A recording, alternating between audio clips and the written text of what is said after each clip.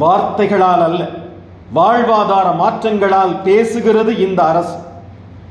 மாண்புமிகு மு.க.ஸ்டாலின் அவர்களின் பொற்கால ஆட்சியில் மாண்புமிகு ஐ. பெரியசாமி அவர்களின் இடைவிடாத உழைப்பில் ரெட்டியார் சத்திரம் ஒன்றியத்தின் கோனூர் ஊராட்சி இன்று ஒரு குட்டி நகரமாகவே மாறியிருக்கிறது.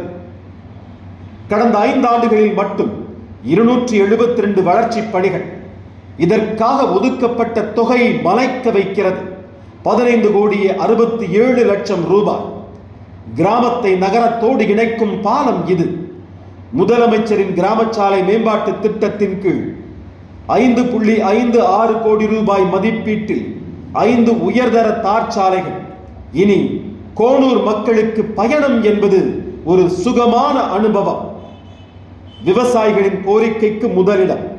கால்நடை வளர்ப்பு பிரதானமாக உள்ள கோனூரில் 11 லட்சம் ரூபாய் மதிப்பீட்டில் நவீன கால்நடை மருத்துவமனை.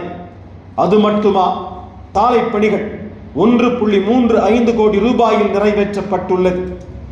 இதுதான் மக்களின் தேவையை உணர்ந்த அரசு. 35 லட்சத்தில் புதிய துணை சுகாதார நிலையம். தாகம் தீர்க்க 7 புதிய மேல்நிலை நீர்த்தேக்க தொட்டிகள்.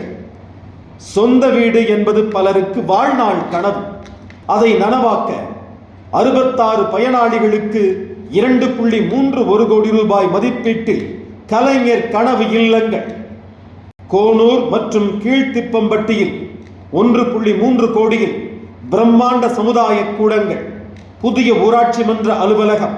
5 இடங்களில் நவீன பயணியர் நிழற்குடைகள். தெருக்கள் தோறும் வண்ண கற்கள்.